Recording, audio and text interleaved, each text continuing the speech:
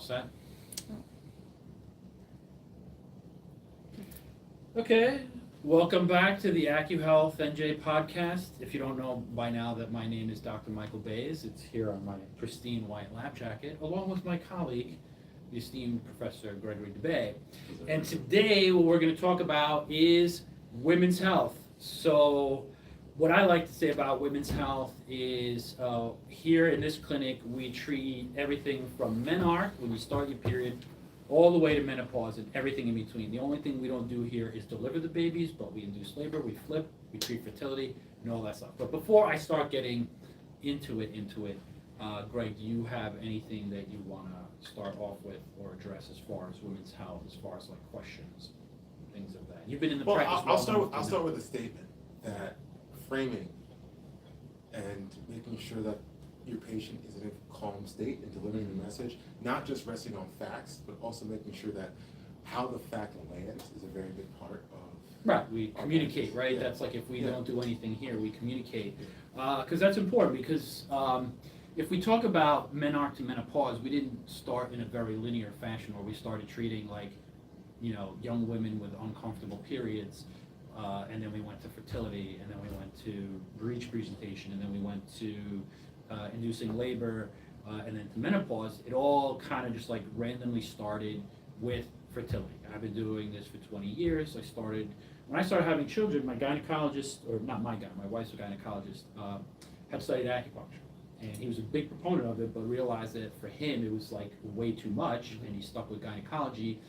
And from there he started referring patients, so one by one, back in like 2004, 5, around there, we started seeing patients in Staten Island for fertility. And it wasn't with IVF, which most people are doing, it was just getting started because in Staten Island, people didn't have coverage and IVF was close to unaffordable, so they were looking for an effective option. How were the early comparison rates? Like, 'cause then it was like, they didn't do both like they do now, it's you versus IVF. Everybody gets pregnant unless you give up. We have those patients who just get so stressed out by the process, and believe me, those are the ones that keep me up at night. Those are the ones that I call and find out, because here's what I'll say about this. Whether you're doing acupuncture, IVF, whatever you're doing, if you just kind of stick to, this is what I have to say to all women that are having trouble right now. It's like, just stick with it, stick to it, do the due diligence, and sometimes it just kind of turns around and works in your favor. Because the ones that I lose from the practice that I haven't helped, the ones that keep me up at night, I call them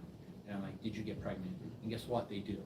But there are the ones who just get overwhelmed by the process, that just get so disappointed and overwhelmed and stressed out that they don't even want to be pregnant. They don't want to get pregnant. And I understand that, because this is just stressful. Right, but you have to also point out the fact that this is how rare that is, right? You got somebody pregnant with like one fallopian tube or something of that nature. So this is what I say. There's a patient that we have. She's on the testimonials on the website. She's very vocal about how she got pregnant. This woman was 49 years old. She did not have a cervix and got pregnant. So I always say to my patients that if this patient can get pregnant, you can get pregnant. I bang my head up against the wall. Like, you internalize this process as a practitioner, like, what can I do for the patient? And sometimes there's nothing you can do for the patient. And I said, Liz, I don't know. I feel like I'm letting you down. What can I do? She says, nothing. She goes, I can't get through the IVF if I don't have acupuncture. And the acupuncture was just helping her stay calm and sane. She had failed IVF 11 times. 9 of those times with her own eggs, 3 with donor eggs. And that's a conversation too. Like, this is something that people don't understand. Donor eggs is a slippery slope. Like, you either tell everybody or you tell nobody. How so? Because they source the eggs locally, and there's a possibility that that child can be on campus with a sibling that they don't know. Yeah, and that's something that needs to be discussed. And there's nothing wrong. The other thing I get with the donor eggs is like, oh, it's not my child. That is absolutely 100% wrong. When you take into the field of epigenomics as a question, you are taking a donor egg from another person. Okay, so if we're doing the math here, like, it's 99.5% of the whole genome, right? It's 0.5% that's the sperm and the egg. Like, what you're talking about is 0.25% of your genetic material. So we're really splitting hairs. Now that embryo is gestating in your uterus, and it's taking epigenomic material from you, which is now what are we doing, 0.25, 0.75, what are we talking about? So that conversation about it not being your child is absolutely 100% false. And that is this relatively new science of genomics and epigenomics, which we will address down the road. But that patient was able to get pregnant. We have multiple patients with donor eggs, and we have these conversations to help them kind of ease through whatever bump in the road they may face. Yeah, so you said earlier that, they need to stick with the process, stick through it, and Yeah. everybody gets pregnant, but it's hard, right? It is. It's stressful. It is, yes. So what have you seen in your practice that helps make that process easier, and based on what you know about women's health? Like, what things can they be doing, whether like emotionally or like physically in your life? I know you advocate them doing less, right? No Aura rings, ladies. Yeah. No Aura rings. No. But you want to Yeah. kind of, so what things have you seen that can help them weather that process? Because it's hard to ask them to, don't worry, it's going to be good in the end while they're suffering now. There has to be some kind of. So we always Shine start the light. conversation with like that old sort of wives' tale. She adopted a baby and got pregnant. And not that you shouldn't adopt babies, you should definitely adopt babies. Everybody needs a home. But in the sense of like fertility, a lot of women will adopt a baby and then you'll find out that's 9 months, a year down the road they get pregnant. Why does that happen, right? And that was like the biggest thing for me to kind of unpack in 20 years. It's like, what is it that does that? And that goes down to, this is going to be a very sort of big word, the hypothalamic pituitary ovarian axis. What's that? Right?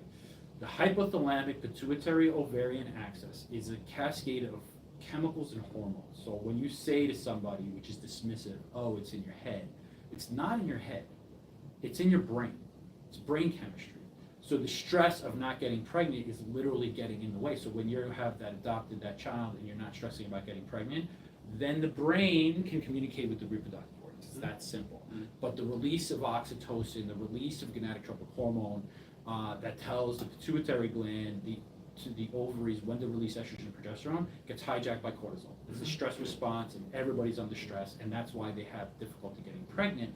But besides adopting a baby, what is it that we can do? Acupuncture central effect, we talked about in the previous episodes, the release of endorphins cuts cortisol and allows the patient's brain to communicate with their reproductive organs. You should always adopt a baby. You can get a dog. Did you know that when a human looks at a dog, they produce 300% more oxytocin? Right? That would help the process. Absolutely. You can adopt a dog, but So let me recapitulate, because there's a lot of scientific words. So if I were to break this down to metaphor, the brain is essentially sending an Amazon package to the ovaries, and cortisol like the porch pirates that are coming in and taking it off. Yeah, right?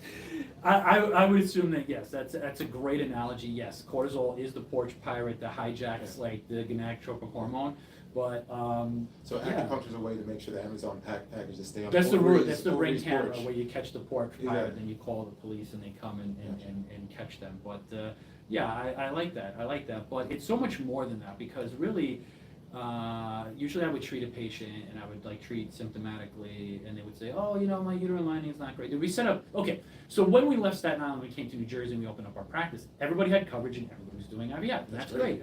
I don't care how you get pregnant here. Whatever works for you, right? Do the IVF. But what I will say, what I've learned over 20 years is, I'm not going to treat the symptom. I'm not going to treat your uterine lining. As a matter of fact, that patient that we talked about earlier would send me her uterine lining, should send me a screenshot. Oh, my uterine lining is getting better. Because we know the only way to improve the function of an organ, a uterus and ovary, is to increase circulation. So when you do that, obviously the local effect, putting the filaments in the lower abdomen, will improve the uterine lining, but it will also improve the function of the ovary so that the brains can communicate with the reproductive organs.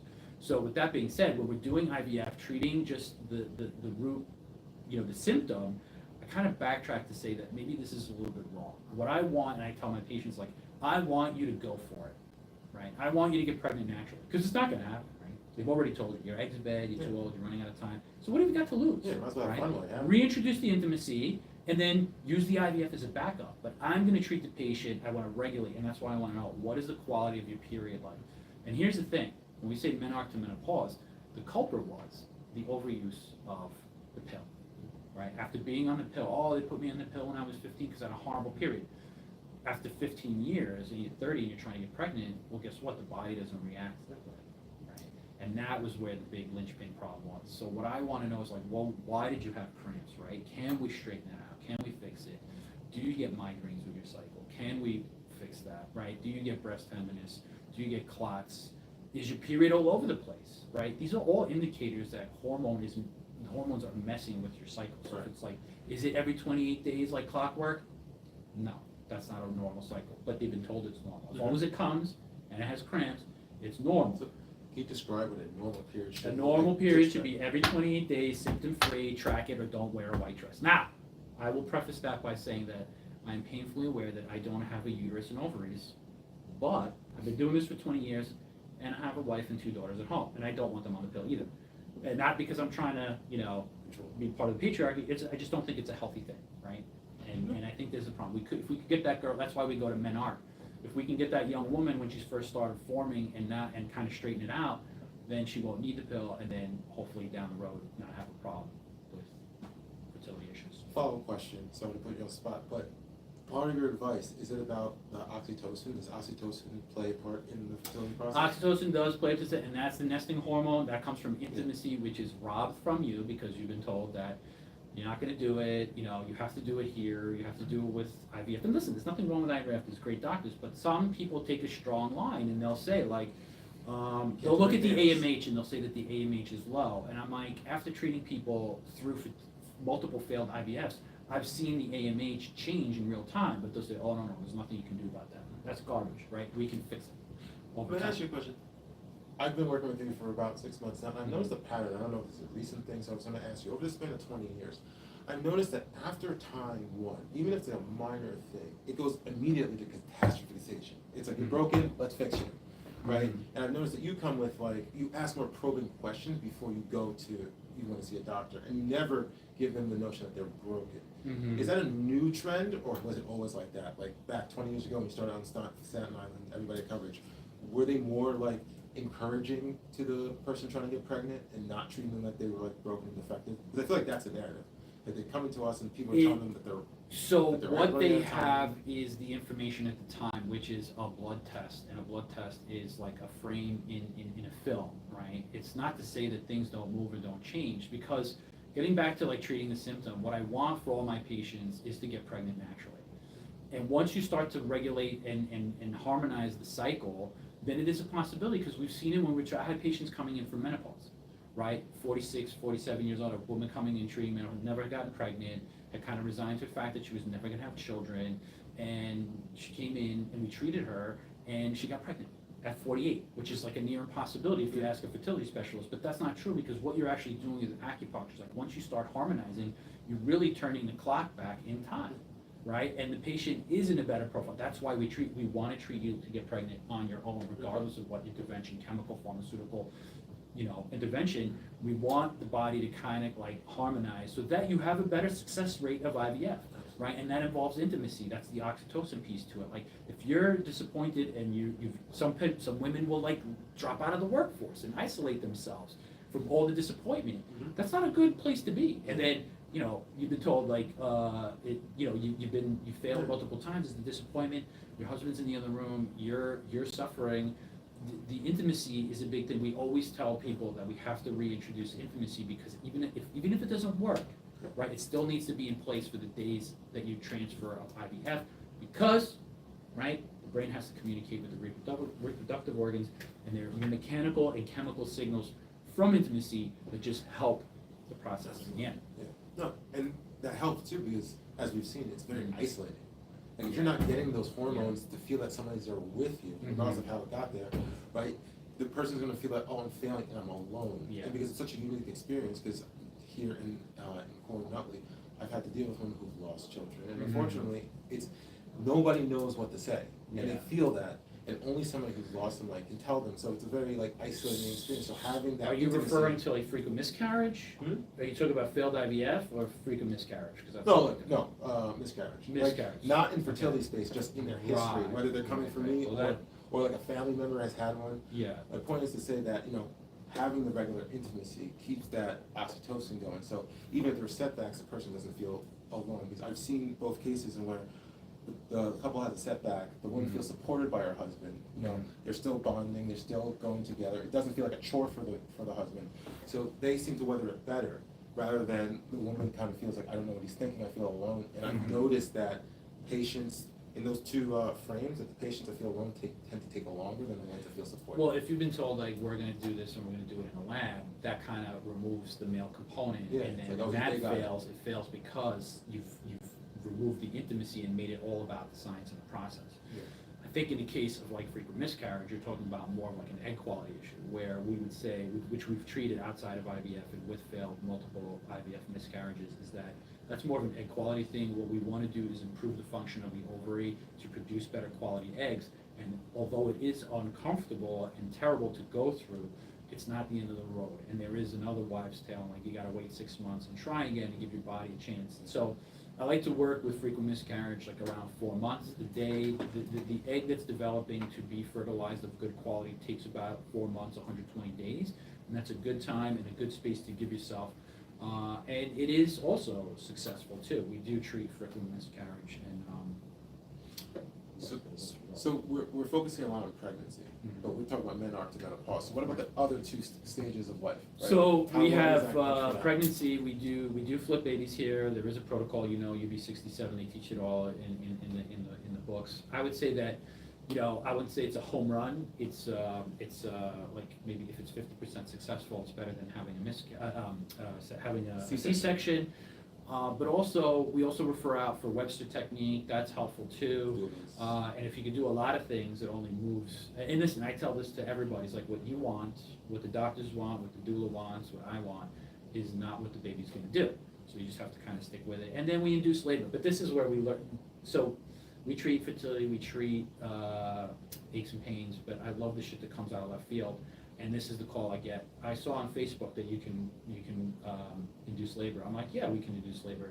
At 40 weeks, they're going to induce me tomorrow. Well, I hate to say that's not the best or optimal. We'd like to work at 36 and a half weeks, but we'll always. And I don't know if it was about Facebook, but I was getting the most calls out of Facebook. They're going to induce me at 40 weeks. I don't want to go. Listen, we're never going to go against the advice of the OB/GYN. If you're going in and you're scheduled for an induction, if we can treat ahead of time, what we can do for the patient is whether you go or not with acupuncture, we will get you the cervix to soften and dilate, and it will be a much better experience than when you were induced last time. And you can see that on a lot of the reviews on Google. It's like a lot of people say, oh, I went to Dr. Bays, it was much better than when I was induced, cold turkey raw. I've had patients say it. Yeah, it's just something that you want to do, but you want to do it at 36 and a half weeks, Is there in your experience, is there a decision matrix that would favor, I mean, I know you don't encourage, but personally speaking, do you have one over the other based on professional reason, or is it just, I don't know what decision matrix is, can you? Oh, it's just like, okay, I would go with a C-section because of this, I would not go with a C-section because of this, assuming that there's no size issues, breach, or anything. Just like again, that is the call of the OB/GYN, and I will never interfere with that process. Right, yeah, it's a tough job. I just treat, I just do whatever I can, and if it doesn't work, it doesn't work. But you know what?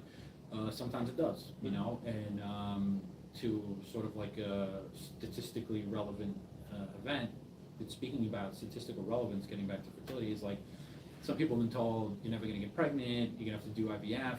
But I've seen it's rare, but it's statistically relevant enough to say that regardless of what stage you're in your fertility, you should always be trying, because you can fool the statistics significantly enough. Absolutely. Don't ever say, that's what I'm saying, like reintroduce the intimacy. Listen, there's only one way to make a baby. It's cheaper than IVF, it's fun. But, that's barring any physical, no ovaries, no, things like that, structural stuff. Like Liz, she didn't have a cervix. She had to do IVF. But most people, under normal circumstances, there are some determining factors that would yield intimacy, is that you've done an ultrasound and you've seen the eggs in real time. Right, they're there. You're ovulating. They'll show them to you because they're going to harvest them from you. You have good uterine lining. You've now straightened out your period. What constitutes good uterine? Something over 7 centimeters. I couldn't quote that. They tell me how. And then a regular cycle, right? A blood test that shows that the hormones of your image went up a little bit. So you can now reintroduce the intimacy, because in between, and listen, if you're on meds that stimulate ovulation, and you're on all these drugs, your body's getting different signals anytime. Guess what? You could be dropping a couple eggs at that time. That could kind of work. But we have to believe, like, everybody gets pregnant. We mean it. And that is just the truth of it. Are there any tips for somebody ladies going through that besides get acupuncture, like to make their experience better, like if they're going through IVF? Yeah, blow off steam, blow off work, go to Mount Airy Lodge, sit in a champagne hot tub, and be irresponsible. Go have some fun. So it's doing less, not more. Yeah, Not more work. Don't track your ovulation. Don't worry about the piece. Oh, the other thing too about it, fertility monitoring, it's only a hormonal indicator. So it's the release of a hormone. It doesn't tell you where the egg is.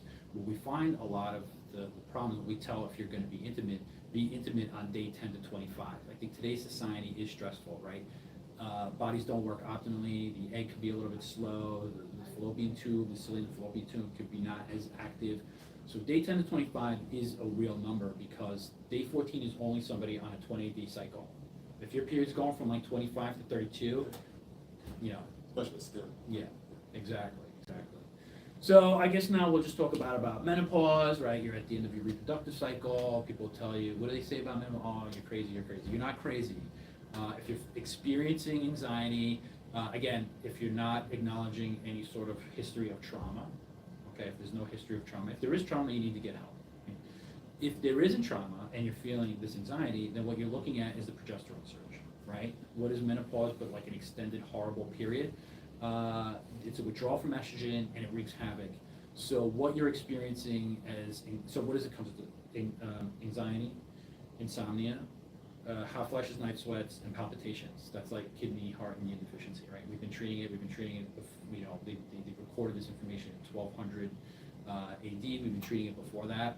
We know that we can help, and really what it is, it's about balancing out a lot of these hormones, and that's why we tell a lot of our patients going through menopause to use protection, especially late 40s, 50s, because you do wind back the clock, and there's the possibility of getting pregnant. Yeah. That happened to that patient. Anything for the younger patients, like PMDD, like painful emotional issues with? Just come on and let's straighten it out. You don't have to have cramps. You don't have to have headaches. The world doesn't have to stop every time you get your period. We can balance out the hormones. That's why I'm saying Menarche to menopause. We can treat it all. It's very simple. It's very pleasant. It's 20 minutes to yourself. Leave the outside world outside. It's there waiting for you when you get out. But it is definitely helpful. Anything else to share with us, Doc? No, I think we're going to finish it there, and we'll catch up next week. Okay. That's good.